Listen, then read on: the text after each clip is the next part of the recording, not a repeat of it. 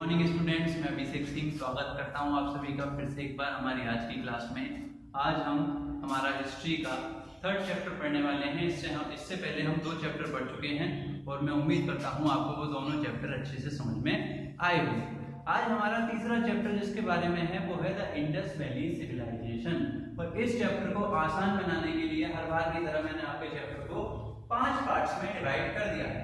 सबसे पहले हम पढ़ेंगे व्हाट इज सिविलाइजेशन, कि कोई भी सिविलाइजेशन हम पढ़ रहे हैं इंडस वैली सिविलाइजेशन, लेकिन सिविलाइजेशन क्या होती है। उसके बाद हम पढ़ेंगे time period of Indus valley civilization. Indus valley civilization कब से स्टार्ट हुई और कब तक चली। तीसरा है town planning. Indus valley civilization में टाउन प्लानिंग कैसी थी, शहर कैसे थे। उसके बाद हम पढ़ेंगे पीपल्स लाइफ, लोगों की जिंदगी कैसी थी, लोगों की जिंदगी में वो क्या क्या काम करते थे, किसकी पूजा करते थे, कैसे रहते थे, इस बारे में हम बात करेंगे। और सबसे लास्ट में बात करेंगे हम डिक्लाइन की, इंडस वैली सिविलाइजेशन का अंत कैसे होता है। चलिए बात करते हैं। सबसे पहले आपके दिमाग में क्वेश्चन आ रहा होगा कि सिविलाइजेशन क्या होती है, व्हाट इज अ सिविलाइजेशन। देखिए, अगर मैं इसकी डेफिनेशन लिखूं तो मैं आप लोगों को बताऊंगा कि एक जिंदगी जीने का एक तरीका, जब कल्चर आपका एडवांस हो जाए,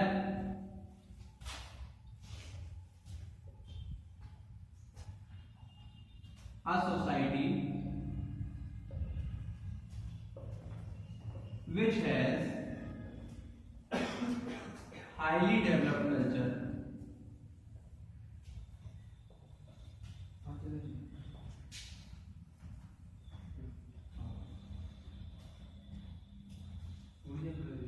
and way of life। Way of life मतलब जिंदगी जीने का एक तरीका। एक ऐसा समाज, जब समाज कैसा हो जाता है, उसका कल्चर कैसा हो जाता है, डेवलप्ड हो जाता है, उसकी संस्कृति डेवलप्ड हो जाती है और जिंदगी जीने के तरीके में काफी सुधार आ जाते हैं, वही हमारी क्या कहलाती है, सिविलाइजेशन कहलाती है। और सिविलाइजेशन को हम हिंदी में कहते हैं सभ्यता। देखिए यहाँ पे आपको लिखा हुआ है ना Indus valley civilization. Indus valley civilization को सिंधु घाटी सभ्यता कहा जाता है। सिंधु घाटी सभ्यता। देखिए, हमने अपनी पिछली वीडियोस में बात करी थी, पिछले 2 चैप्टर में बात करी थी कि जब से मानव की उत्पत्ति हुई है तब से मानव ने निरंतर विकास किया है। मानव ने निरंतर विकास किया है। पहले जंगलों में रहता था, फिर जंगलों में रहना बंद करा, उसके बाद खेती सीखी, खेती सीखने के बाद उसे एक जगह रहना स्टार्ट करा। एक जगह स्टार्ट करने के बाद अब वो धीरे धीरे क्या करेगा, एक जगह बसना स्टार्ट करेगा, घर बनाएगा, अपनी सड़कें बनाएगा, ठीक है, अपने खाने पीने की चीजों को स्टोर करने के लिए कुछ करेगा। तो जब ये सारे काम कर लिए, मानव कहां से शुरू हुआ, बंदरों से लेके जब ये सारे काम कर लिए उस समय तक आ गया जिस समय उसके पास एक घर है, घर के बाहर नालियां हैं, सड़कें हैं और अनाज को स्टोर करने के लिए चीजें हैं और बहुत सारे किसी की पूजा भी करता है। तो ये जब सारी चीजें जब एक जगह सेटल्ड लाइफ में आ गई तो वही हमारी क्या कहलाई, सिविलाइजेशन। ठीक है। दूसरा पॉइंट आता है हमारा time period of Indus valley civilization. Indus valley civilization कब से कब तक रही। देखो, अगर हम अपनी बात करें, हमारे बुक में दिया हुआ है 2500 बीसी से लेके 1500 बीसी तक, बिफोर कॉमन एरा। मतलब 2500 बीसी से लेके 1500 बीसी तक का जो टाइम पीरियड रहा वो किसका रहा, इंडस वैली सिविलाइजेशन का रहा। और ये मैं आज से कितने साल पहले की बात कर रहा हूं, ये आज से मैं लगभग 4500 साल पहले की बात कर रहा हूं। लेकिन इस सिविलाइजेशन की शुरुआत जो होती है वो 2500 बीसी से पहले होती है और वो होती है 3300 बीसी के आसपास, 3300 बीसी के आसपास। लेकिन उस समय तक पूरी तरीके से कल्चर क्या नहीं हुआ था, डेवलप नहीं हुआ था। मैंने डेफिनेशन लिखी है ना, a society which has very highly experienced या हाईली डेवलप्ड कल्चर। उस समय तक कल्चर पूरी तरीके से डेवलप नहीं था। चलिए, ये टाइम पीरियड की बात करिए। अब हमने पहले 2 चैप्टर में अपनी बात करी थी, इतिहास में हम कुछ भी पढ़ेंगे, कुछ भी जानेंगे तो वो किसी ना किसी सोर्स की वजह से हमें मिलता है। अब हम इंडस वैली सिविलाइजेशन के बारे में जानते हैं तो इसके सोर्स क्या हैं, किन सोर्स की वजह से हमें इंडस वैली सिविलाइजेशन के बारे में पता है। हमने पढ़ा था किसी भी चीज को जानने के दो सोर्सेज होते हैं मेन। सबसे पहला है आर्कियोलॉजिकल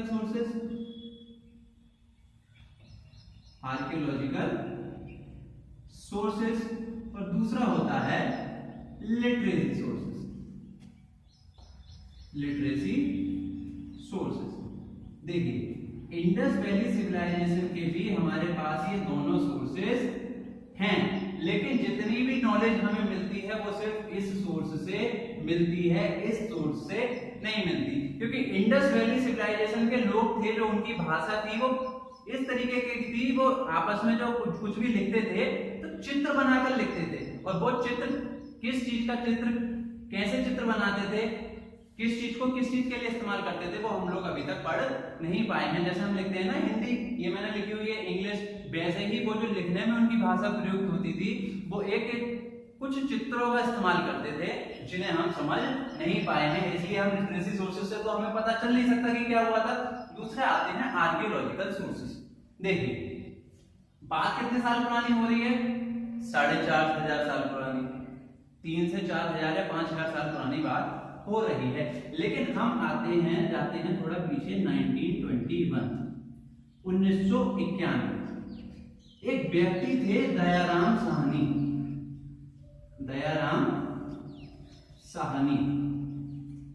और इसके एक साल बाद जाएंगे हम 1922। एक व्यक्ति थे आर डी बनर्जी, जिनका पूरा नाम था राखलदास बनर्जी। ठीक है, इन दोनों के लीडर थे सर जॉन मार्शल। अब मैंने ये क्यों लिखा है अभी आपको बताता। देखिए 1921 से पहले तक हमें इस सभ्यता के बारे में बिल्कुल भी जानकारी नहीं थी। मैंने क्या बोला, 1921 से पहले हमें इंडस वैली सिविलाइजेशन के बारे में बिल्कुल भी जानकारी नहीं थी। 1921 में दयाराम साहनी नाम के एक व्यक्ति थे, वो एक आर्कियोलॉजिस्ट थे। आर्कियोलॉजिस्ट और किसके अंडर काम कर रहे थे, सर जॉन मार्शल के अंडर काम कर रहे थे। और सर जॉन मार्शल उस समय किस चीज पर काम कर रहे थे। देखो आर्कियोलॉजिस्ट का काम क्या होता है, आर्कियोलॉजिस्ट का काम होता है कि आज से बहुत साल पुरानी चीजों को बारे में जानकारी इकट्ठा करना, उसके लिए कहीं पर खोदना पड़े तो खुदाई करना। तो 1921 में इन्हें एक साइट मिलती है, एक ऐसी जगह मिलती है खोदने के बाद जिसका नाम था हड़प्पा। क्या नाम था, हड़प्पा। दयाराम साहनी जी को 1921 में हड़प्पा नामक जगह जो आज पाकिस्तान में पड़ती है, उस जगह उन्होंने जब खुदाई करी तो उन्हें कुछ ऐसी चीजें मिली जो आज से हजारों साल पुरानी थी, लगभग 4,000 साढ़े 4,000 साल पुरानी थी। उसके एक साल बाद आर डी बनर्जी आए। आर डी बनर्जी ने उन्हें एक जगह मोहनजोदारो में उन्हें बहुत सारी ऐसी चीजें मिली खुदाई करने के बाद, जिससे हमारे इतिहास के बारे में पता चलता है, इंडस वैली सिविलाइजेशन के बारे में पता चलता है। अब इंडस वैली सिविलाइजेशन को हम इंडस वैली सिविलाइजेशन क्यों कहते हैं, ये एक नदी के नाम पर नाम रखा गया है जिसे हिंदी में कहा जाता है सिंधु। ये जो हमारी सभ्यता है, आप इतिहास में देखेंगे जितनी भी सभ्यताएं हुई हैं, जितनी भी सिविलाइजेशन हुए हैं, ज्यादातर सभी किसके किनारे रहे, नदी के किनारे। पानी की जरूरत होती है, ठीक है। 1921 में दयाराम साहनी ने किसकी खोज करी, हड़प्पा सिविलाइजेशन की। और 1922 में आर डी बनर्जी ने किसकी खोज करी, मोहनजोदारो की। तो ये दोनों शहर हमें मिले, ये दोनों ही क्या थे, इंडस वैली सिविलाइजेशन की जो सिटी हुआ करती थी, एक हड़प्पा और एक मोहनजोदारो। अब बात करेंगे हड़प्पा और मोहनजोदारो, ये जो सिटी मिली थी, इन सिटी के बारे में क्या क्या खास था, इनकी टाउन प्लानिंग कैसी थी। आगे बढ़ते हैं।